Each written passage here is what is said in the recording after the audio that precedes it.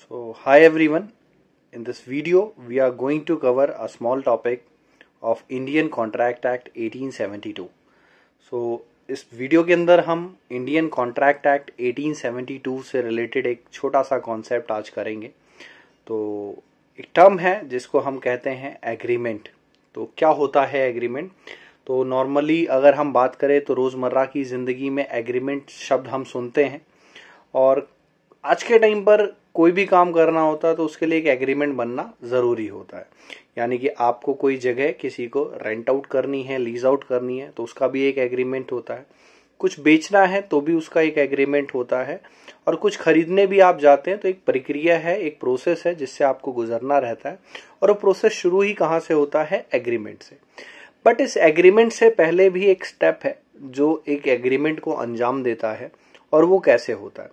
तो हालांकि हम सभी लोग जानते हैं कि इंडियन कॉन्ट्रैक्ट एक्ट ही नहीं, 99.9% जितने भी लॉज हैं, जितने भी कानून हैं जो इंडिया में अभी प्रिवेलिंग है, वो एक भी इंडिया के किसी भी पर्सन के द्वारा बनाए गए नहीं हैं। इट मीन्स कि अगर हम बात करें तो ये कानून किसने बनाए?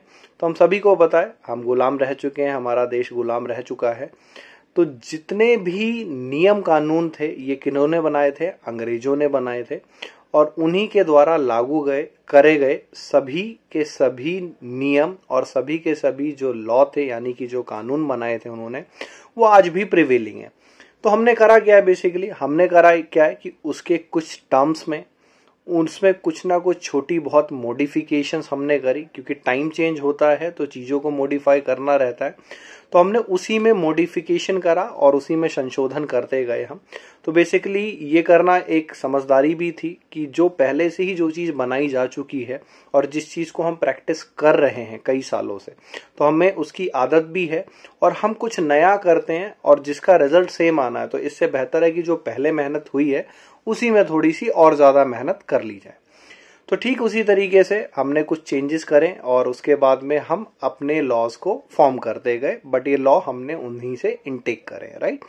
तो अब हम बात करेंगे एग्रीमेंट बनता कैसे है। तो जैसे कि मैंने बताया, कुछ भी खरीदना हो, बेचना हो, रेंट आउट करना हो, लीज आउट करना हो, तो उस केस में एग्रीमेंट बनता है। ये कुछ एग्जांपल मैंने दिए हैं, और आप देखेंगे आपके आसपास ये एग्रीमेंट शब्द ऐसा है कि आप कई बार उसे यूज करते हैं या आप सुनते हैं, और आप फिर समझ पाएंगे कि मैं क्यों ये एग्जाम्पल आपको दे रहा था।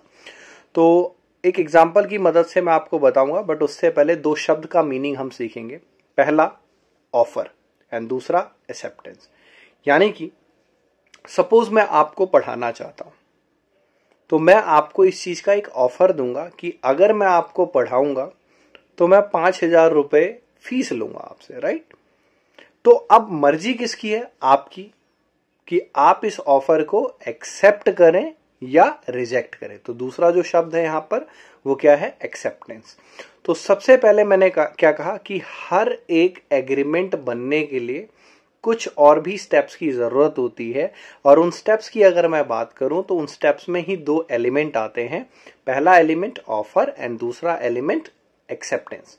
तो जब कभी भी एक ऑफर एक्सेप्ट हो जाता है, यानी कि ऑफर को क्या मिल जाती है? एक्सेप्टेंस मिल जाती है, तो उस केस में वो ऑफर में एक्सेप्टेंस जुड़ने से वो क्या कहलाता है? एग्रीमेंट बनना। क्या कहलाता है? एग्रीमेंट। बट एक ऑफर अगर एक्सेप्ट ना होकर रिजेक्ट हो जाता है तो वहां पर एग्रीमेंट फॉर्म नहीं होता है। तो एक सिंपल से एग्जांपल की मदद से अगर मैं आपको समझाना चाहूं, मिस्टर एक्स ने एक ऑफर करी मिस्टर वाई को कि मैं अपनी कार 5 लाख रुपए में बेचना चाहता हूं। अब मिस्टर वाई क्या कर सकते हैं?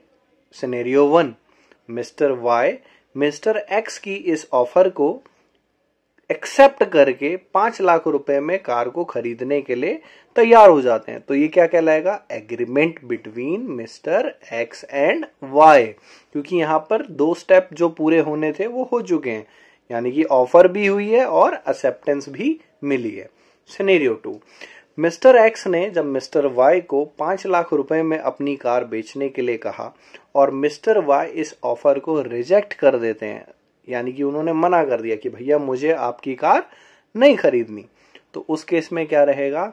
एग्रीमेंट फॉर्म नहीं हुआ क्योंकि ये ऑफर इनिशियल लेवल पर ही रिजेक्ट हो गया था और जो ऑफर दी गई थी मिस्टर वाई को, मिस्टर वाई ने रिफ्यूज कर दिया और मना कर दिया कि मैं आपकी कार नहीं खरीदूंगा।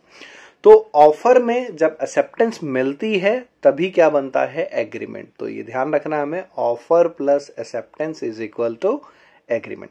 For more videos, do subscribe and like this video and share this video if you like this।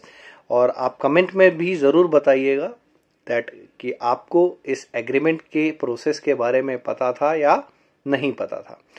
तो हम ऐसी कुछ वीडियोस आप तक लाते रहेंगे, आप इसे ज़्यादा से ज़्यादा शेयर करें। Thank you.